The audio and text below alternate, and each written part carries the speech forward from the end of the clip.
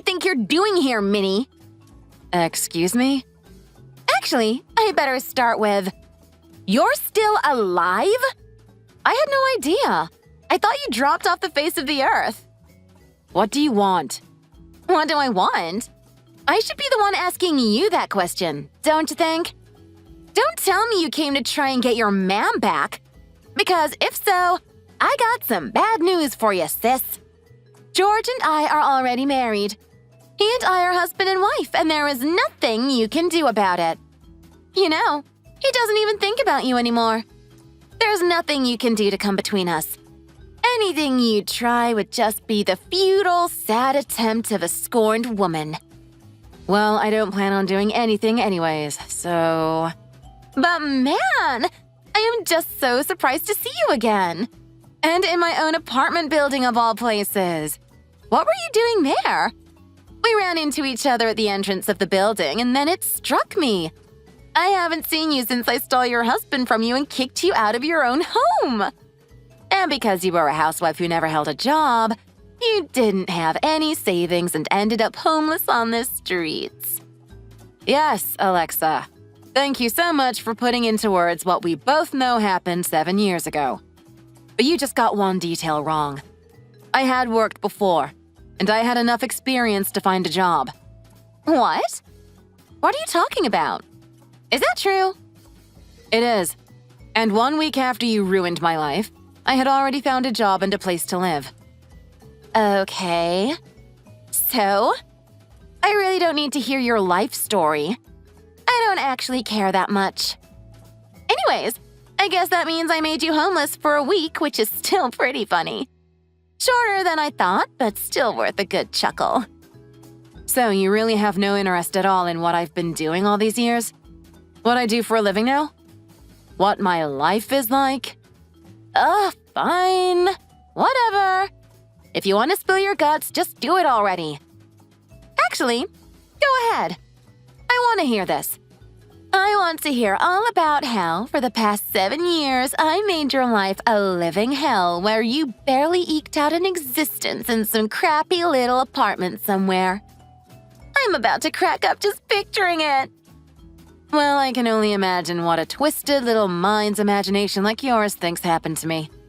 Something horrible, I'm sure.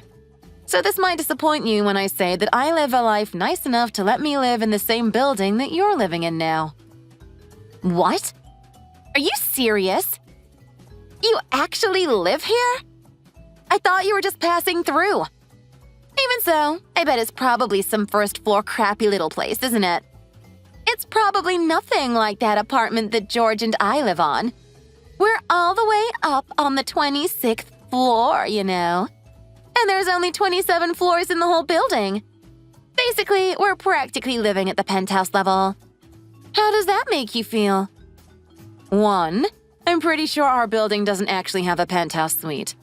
And 2, are you really judging other people based on what floor of the building they live on? I think that's a pretty stupid way to think about others, so I'm not really interested in getting sucked into this. Just what someone living on the first floor would say.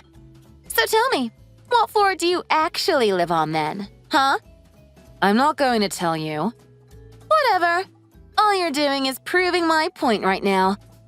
I'm embarrassed just to be talking to some little nobody who lives all the way down there. I guess I'll just save you the embarrassment of having to tell me and retract my question.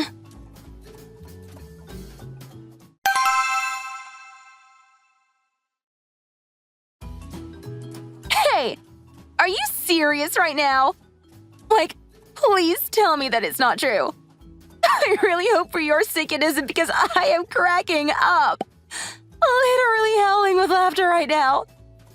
What do you want now? Do you really work with one of Greg's business partners? What are you talking about now? You'll have to be a little more specific. About a year ago, George's dad stepped down and George became company president. You do remember that you used to be married to an heir, didn't you? Anyways, George had a meeting about an important deal at Le Mans International today. And as he was getting ready to leave and head back to his own company, he said that he saw you in the lobby looking like you were coming back from something. Oh, so that was George then? I was pretty far away, but I saw someone staring at me in the lobby and thought it might have been. But I couldn't tell for sure. So tell me, is it a part-time job? Are you a temp? Or an intern or something? Why should I tell you what my job is? So you're playing this game again then, huh? Well then, that makes the answer obvious. You're probably just there part-time. That's probably the best job you could find there.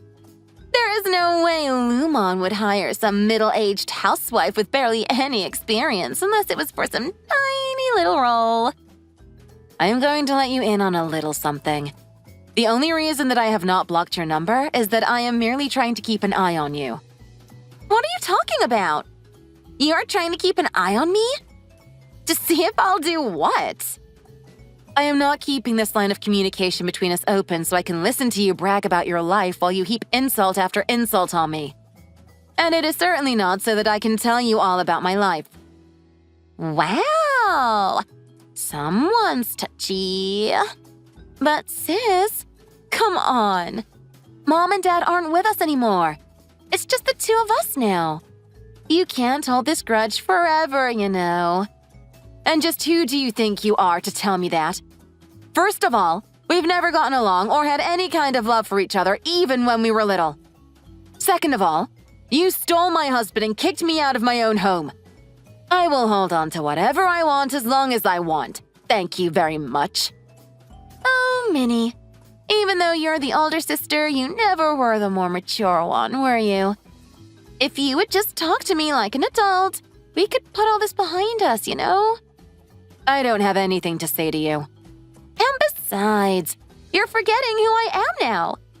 Not only am I your little sister, I am married to the president of one of Lumon's main trading partners. So I would watch your tongue when you talk to me, if you know what's good for you. Who knows? I might let word slip to George and convince him to pull the plug on his deal with Lumon. Do you really think a company as big as that is going to let some peon like you keep their job when something that big is on the line? Just remember where you stand. What company does George actually work at again? Bodacorp. Don't even pretend like you forgot. Ah, that's right. Well, they are one of our trading partners, I'll give you that much. But I also know that after George's father died, the only reason that the job went to him was because it was left to him in the will. Not for skill or any kind of practical reason. I am going to let that one slide, Minnie. But you are on very, very thin ice. I would be extra careful not to upset me. Got it? Well, how about this for upsetting? This month, I am going to cease any trade with Boda. How does that work for you? Excuse me? What is that supposed to be? Some kind of joke?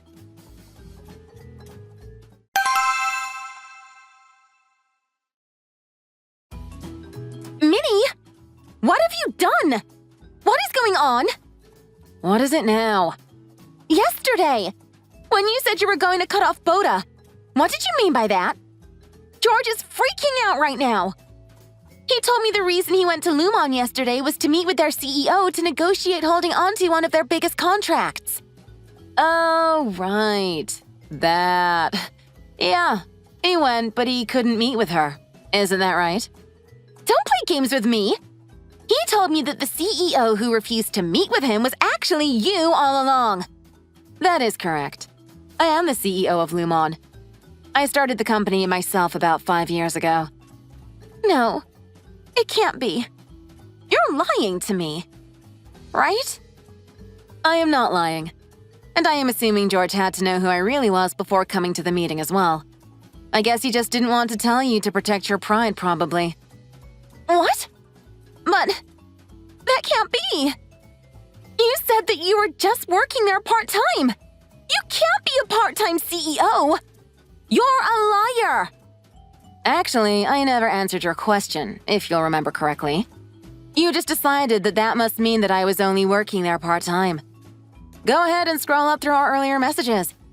It is all laid out there pretty plainly for you to see. Oh, and one more thing. We never talked about this. But now that we're in touch again, I think we should talk about this. Talk about what?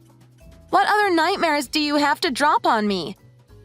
I am talking about the alimony. Really? You mean from the divorce? Well, the time period when you could have collected that is long gone now. Sucks for you, huh? Oh, you always let your ego and arrogance get the better of you. But I've actually already collected the money. Every single cent. What? When? I never remember paying you. It was 7 years ago, when you two kicked me out of my own home in the middle of the night. It was true that for that night I had no place I could go to and was homeless, but the next day my best friend who was abroad for a business trip came home. I searched their flight online and found out when the airplane would be landing so that I would know when I could talk to her. I explained to her what had happened and asked for her help. Of course, she did help me, and even introduced me to a good private detective and lawyer. After that, everything fell into place rather quickly. After about a month, George had paid me a lump sum alimony which totaled about $50,000. You mean that George had to pay you $50,000? Judging from your reaction, I am guessing that he never told you about all of this. Well, whatever. It doesn't change anything now. And besides, you still haven't answered my question. Lumon is about to cut ties with Boda. You have to do something. I have to do something? And what makes you say that? Come on! This has gone on long enough. Just say that the deal is back on and this cannot be over. This is a direct order from the wife of Boda's president. Do you hear me? Direct order? Please, Alexa, don't make me laugh. Don't you think that George has already come trying to beg me to change my mind? I could hear the panic in his voice over the phone. That's because the deal meant far more to Boda than it did to us. That is to say, my company was always the one holding all the cards. Wait. No. That can't be right. Boda is a huge company, isn't it? Let me try and break this down for you a little bit more precisely.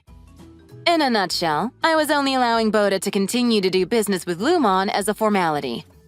In a lot of ways, I was letting George keep his job by continuing the previous agreement in the first place.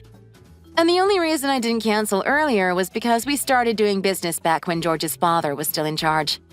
Of course, once George himself took over, the quality of work coming from Boda showed a noticeable decline. For about 3 months straight, they've been making some especially egregious mistakes. And that is what is really motivating this decision. Keeping the deal with Boda anymore would just be bad business and detrimental to Lumon. That's why I decided to end the deal and start a new one with a similar company in a similar industry. What? No! You can't do that! You can't make a decision like this over a couple of mistakes! You know, this is why George got sick of you and got with me. You have no sense of flexibility or understanding for others. You just want things done your way. Alexa, this decision is literally the epitome of business, not personal. Please don't muddy the two. You're doing it again! You can't do this! Besides, it's not like I didn't give George plenty of chances. I sent him numerous messages telling him to improve his performance and fix his mistakes, or else there would be consequences. But I guess he never thought that it would really come to this and ignored me when I was being more than fair. That's not true. I don't believe it.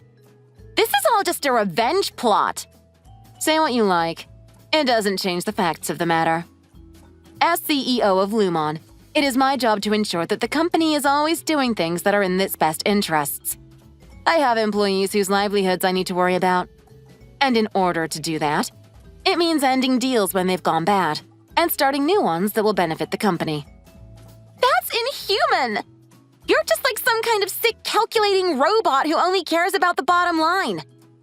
For the last time, this is what business is. In this world, you need to be able to make decisions by calmly thinking about what is best for the company. I have explained to you how I came to my decision after giving George plenty of chances. And my decision is final. You're just being stubborn. You're just trying to get back at us. Now, if you want to get personal, why don't we talk about Rick? What? Don't you remember when we were in high school and you mistakenly thought that I had a crush on him? So you seduced him to try and bully me? Well, he's working at Boda through nepotism with some higher-up working there. And what does he have to do with anything? That was so long ago and has nothing to do with the current situation, so I really don't see why you brought him up. We should just drop this and get back to what matters. Alexa, do you even realize the grave that you're digging for yourself right now? And what is that supposed to mean? I am talking about yesterday, when George saw me in the lobby of Lumon. The one who actually pointed me out to him was Rick. Okay, so what? You're still not addressing the question. Well, George always knew that I was CEO of Lumon. So when we were all in the lobby, I expected him to say something to me. Only he didn't and walked past me as if I didn't exist.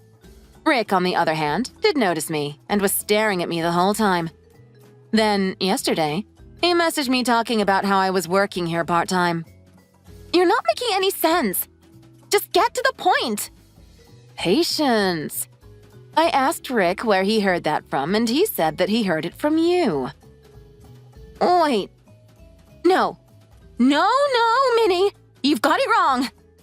Well, I started trying to fit some of the pieces together in my head. And what it led me to was, it's true, at best a guess. But I took that guess and reached out to Rick's wife. And she went through his phone and some of his stuff to check out that guess. No, you're wrong. And wouldn't you know it? But heaps and heaps of evidence of the affair between you two was there on full display. What? What have you done? You don't know what's really going on here. By the way, Rick's wife is sitting right next to me. What is she doing there? Well, after all that happened, I told her I knew a good lawyer she could call.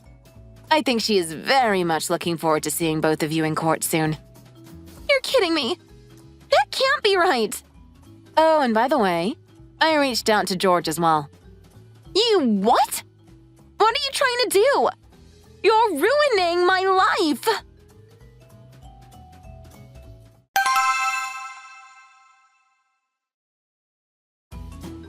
Minnie, give me my money back. What money? I need the alimony money George paid you.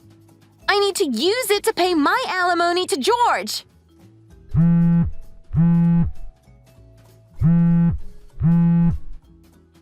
Minnie, this is serious. I'm not messing around right now.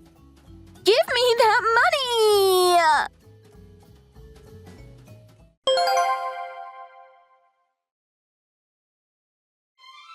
I really have no idea why Alexa would think that I would give her that money.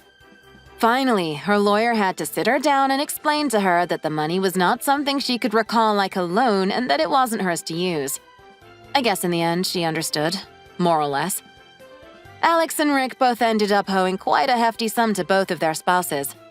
And in the end, Alexa, who stole George from me originally in the hopes that she would live the life of a pampered housewife, fell to her knees in shock at the amount she would have to cough up.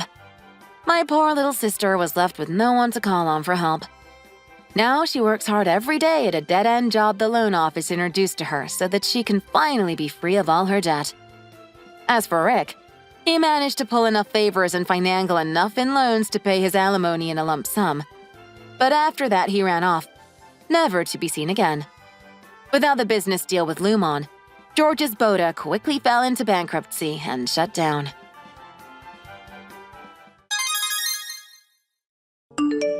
Good evening, Natasha. It would have been nice of you to reach out to me through text at some point, but I suppose I'll have to take the initiative since you won't.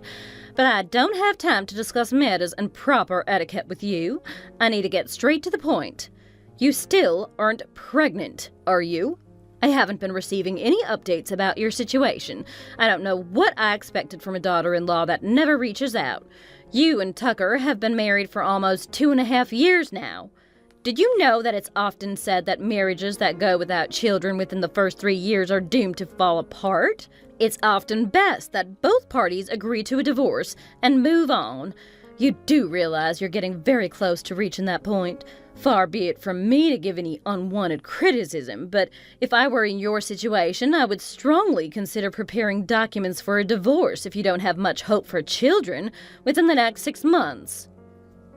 It's nice to hear from you, Abigail, I barely remember the last time you and I spoke with one another. That's some way to address your mother-in-law. I knew you lacked manners, but it seems you've gone and outdone yourself. But you're not my mother-in-law. Why, I never. What has gotten into you? I'm sorry, but have I done something to upset you? I don't really understand where all the hostility is coming from. For starters, you could show a little bit more respect. Maybe you don't want to hear the truth and you've been in denial all this time, but you can't blame anyone for the troubles you've been experiencing. You would do well to remember your place and show some respect. You've got to be the most disrespectful woman I have ever met. I'm really sorry, but I'm still totally lost. What are you so upset about? We haven't spoken in who knows how long. I don't think I've said anything rude to you in the short conversation we've been having. If you could go ahead and clarify, I'd be very grateful. Then maybe I can try to piece together where you're going with this conversation. And to think I was going to give you an opportunity to apologize for what you said earlier. Your ill-mannered ignorance is excusable, but it seems more and more like you're just trying to irritate me. I'm not doing anything to deliberately annoy you, but apparently you've woken up on the wrong side of the bed today. How am I not your mother-in-law when you're married to my son? I'm sure even you understand how that all works. Stop acting so foolish. I am well aware of how marriage works, Abigail. You don't need to explain it to me. But Tucker and I have been divorced for some time now. That would also mean that you're in fact not my mother-in-law. At least not anymore. Maybe that will answer what questions you have for me right now? Divorce? What are you talking about? Wait. You don't know that we're divorced? Have you really not heard anything from Tucker? When did you talk to him last? Again, what are you talking about? What divorce?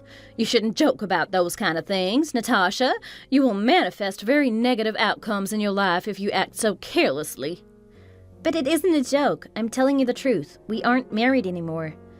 The fact that the two of you have already wasted so much time not having children is already enough cause for concern. I'd appreciate if you could be a little bit more serious about this and cope with your stress in some other fashion. Are you just deliberately ignoring everything I'm trying to tell you? I told you I've had more than enough of your jokes. They aren't amusing in the slightest. You've got less than half a year, Natasha. That's barely 6 months. If you're planning on having children, I'd highly suggest you seriously consider getting a real divorce rather than pulling my leg about it when I'm trying to help you. But we already did. It's not a joke. Maybe you should ask him yourself if you don't believe me. I don't need to hear excuses from you. You know what you need to do. Or should I explain the situation to you again so that it'll set in? I get the feeling that you aren't taking any of this seriously. People that don't have children within 3 years of being married do not have healthy relationships. You're cutting it very close to your deadline. You have 6 months, Natasha. 6 months. Does any of that not make sense to you? You're treading on thin ice if you want to make this marriage with Tucker work. I'm only trying to get you to understand all of this because I'm thinking about what is at stake here with your future. And I am trying to explain to you that we are already divorced. What is so hard for you to get? Your concern is appreciated but misplaced. Please listen to what I'm telling you. I would like to have grandchildren before I move on from this life to the next. Tucker would like to have children as well, of course. It's a bit selfish of you to keep both of us waiting. Stop ignoring me and listen. You've turned this short conversation into a theatrical performance. We are not married anymore. The excuses need to stop. You keep trying to change the subject and aren't listening to anything I'm trying to tell you. Have you lost your mind? Enough, Natasha. You have 6 months, and you are rapidly losing time trying to argue with me over my concerns. You shouldn't take this personally, rather as encouragement. I want what's best for you, so don't let me down. Natasha, I haven't heard from you in some time now. I'd like an update once in a while if it's at all possible. I'd hate to trouble you while you're hopefully taking to heart what I told you.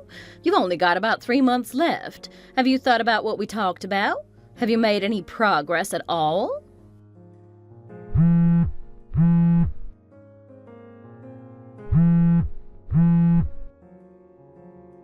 You really are something else, you know that? Are you just going to ignore me then? I show some concern about the future of you and your family, and this is the thanks I get? I'm not ignoring you, but if you're still hoping for some kind of big news update, I'm afraid you'll be disappointed. Can you just be honest with me for a moment? What exactly is your plan with all of this? I don't understand what you're trying to accomplish here. Really? What are you even getting at? Shouldn't I be asking you the exact same question? You keep acting as if you haven't got the slightest clue what I'm talking about. How about promising to keep in contact regularly now that we aren't all living together anymore? Did you forget about that too? How can you treat family so poorly? You only had been married for 6 months before you decided to move out without even letting me know beforehand. It's like you don't place any value on communication. Maybe this is something you should have considered in the first place. But when a couple gets a divorce, usually they don't continue to live with one another, let alone their parents. And it's not exactly commonplace for people to stay in regular contact with their divorced spouse and again, their family. I thought this was all common sense. Are you still rambling on about that nonsense?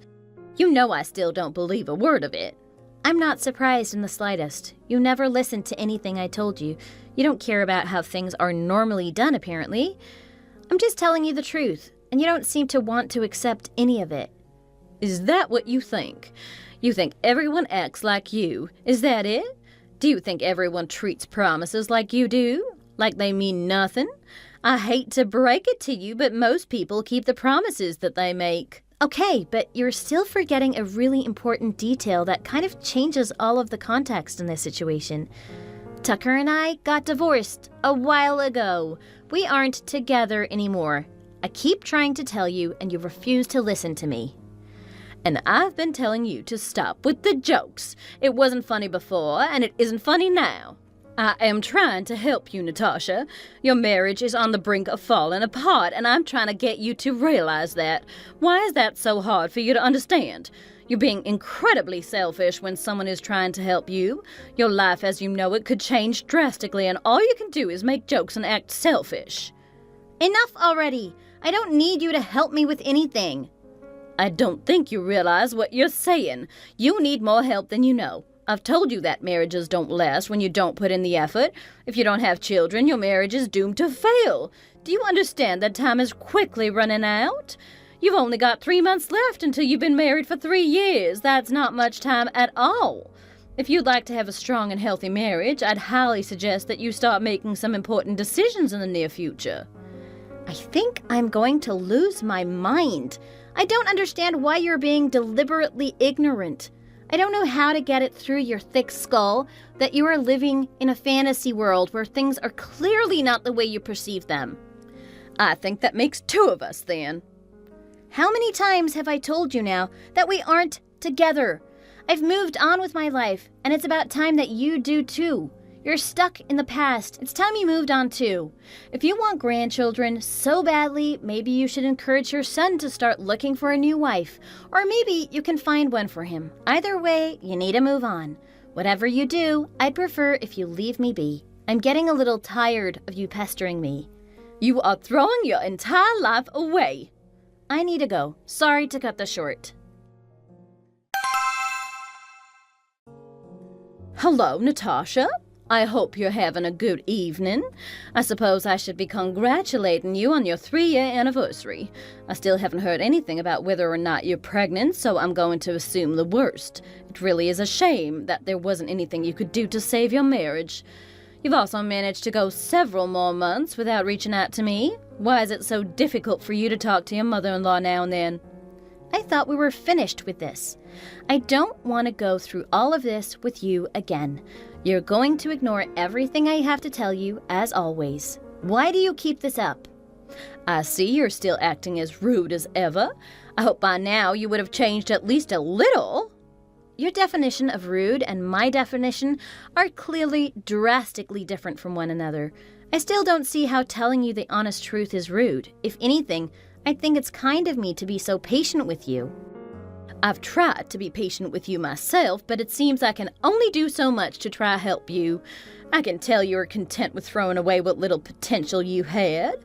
You're totally helpless. I don't know why I even bothered when clearly this is all some joke to you. You don't care about anything. If you aren't planning on having children or just incapable, you and Tucker need to get a divorce immediately. Of all the people to call someone else helpless, you are one to talk. Clearly, you have no idea what is going on with your own family, so I'll have to fill you in. I've told you before, and I'll say it again. Tucker and I are not married. I married another man a while ago. I have already started my own family. Is this another joke? You can't be serious. You married to someone else? Yes, it was 2.5 years ago. And you already have children? Yes, a 6-month-old. And I'm sure you can put 2 and 2 together. It's not your grandchild. You can't be serious. You don't really expect me to believe this, do you? It's the truth. I've been trying to explain to you from the very beginning. The first time you messaged me months ago out of nowhere was already incredibly strange. I had to do some investigating. Tuck also remarried. Were you not aware? He married another woman about 2.5 years ago as well. This has to be a joke. What are you even saying? This doesn't make a bit of sense. How could you already have a family with someone else? We just met at family gathering only several months ago. What do you have to say about that? I'd like to hear your explanation. You do know I have a twin sister, right? Twin sister? You know, now that you mention it, I do remember she came to the wedding. After Tucker and I divorced, I haven't been back to Greensboro even once. You haven't come back to visit at all? Yes, I've gone out of my way to stay far away from there. I decided it would be best for my mental health. I moved rather far away too. Anyway, back to what I was originally saying. I actually didn't know about this until recently too. It turns out the day after Tucker and I were divorced, he proposed to my sister and they got married. Tucker married your sister? There was a lot going on back when Tucker and I got divorced and I moved away. Just 6 months in, our marriage had already been struggling. Our personalities were never a perfect match for one another, but more and more problems came up as time went on. Even in our daily lives, we were arguing over small things. We came to an agreement that the both of us would be better off if we weren't together. It was too difficult for us to work through our problems. We had been proceeding with the divorce rather amicably, but it didn't last long. I eventually found out that part of it, if not the entire reason why things hadn't been going well between Tucker and I, was because he had been cheating on me with my sister. It came as a huge surprise to me. I never would have expected him to stab me in the back like that. When I found out, I almost couldn't believe it. It was too absurd to be real. It's the truth, though, for better or for worse. I can't believe this. So you really haven't been with Tucker all this time? That's what I've been trying to tell you. Tucker and I are not together and have not been for a while. He's been married to Emily all this time. I don't understand. None of this makes sense. This is the first I've heard any of this. Why haven't I heard anything about this from anyone? Yes, that much is apparent. Although I did try to tell you from the beginning that I wasn't married to Tucker anymore, that part fell on deaf ears. But why wouldn't Tucker tell me about it? I can't imagine why he wouldn't want to tell his mother about having done something as awful as cheating on his wife. Your guess is as good as mine. I'm still his mother, though. Didn't Tucker's sister end up getting a divorce because she'd been cheating on her husband? It's kind of similar to Tucker's situation. You were pretty upset about the whole situation, if I recall correctly. You do remember, don't you? It was pretty incredible how you nearly destroyed everything around the house in your fit of rage. You were really frustrated with her. Maybe Tucker remembered how upset you got and didn't want to share with you that he had done something similar that might cause another situation like that to occur. It seems like Tucker really capitalized on the fact that Emily and I are identical twins and had her pretend as though nothing had changed in terms of who he was married to. The reunion you mentioned earlier, which I did not attend, was Emily going, in place of me. I imagine she played the part she was told to by Tucker. I would say that she did a good job too. This is just from what I know now that I've looked into the situation a bit more since you first reached out to me. This is absolutely insane! If I had to guess, my parents are probably completely on board with my sister's degeneracy. They think she can do nothing wrong. They approve of this? Yes, unfortunately. They're almost as unreasonable as my sister. But now that you know the truth, you need to make some decisions going forward. The truth will come out eventually, whether you decide to take a proactive role in that or not. Yes, you are right. I hadn't thought about what could come next. I never anticipated something like this could happen. I understand that you are no longer a part of our family. I should have listened to what you were trying to tell me before. There's no point in us talking any longer, though. I don't think I have any more to say to you. If you'll excuse me, then I need to figure some things out. Oh, are you busy? Do you really think that this all ends as simple as that? What do you mean? What more is there?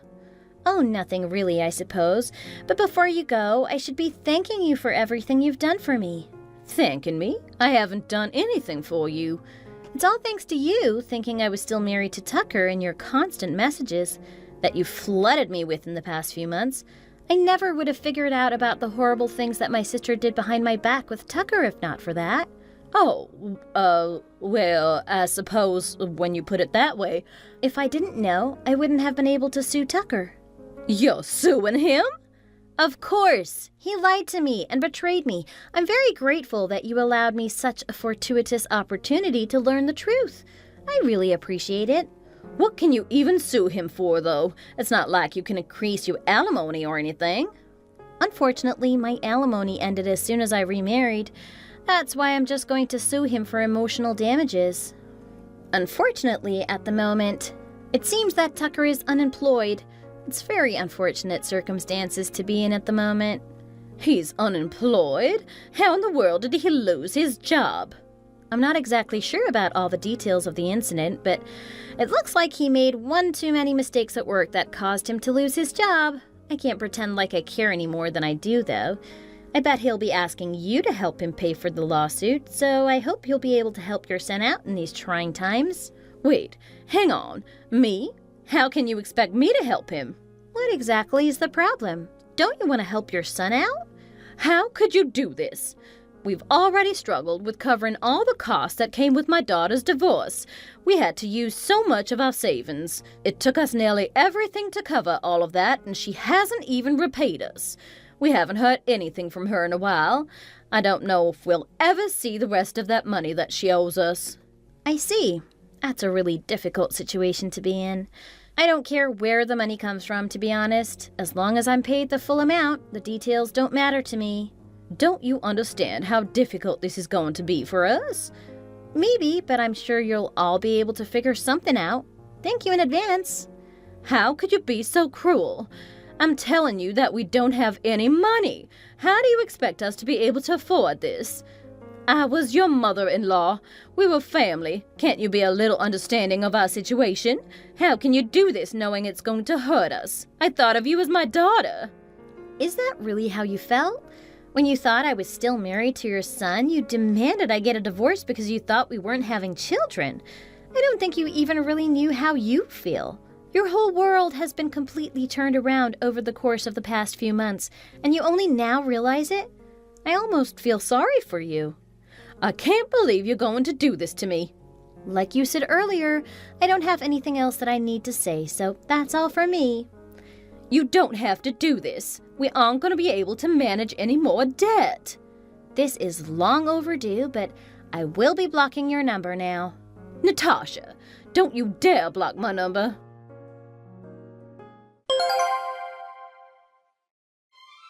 After my last conversation with my former mother-in-law, I heard about what transpired next from a friend of mine that lives close to their home.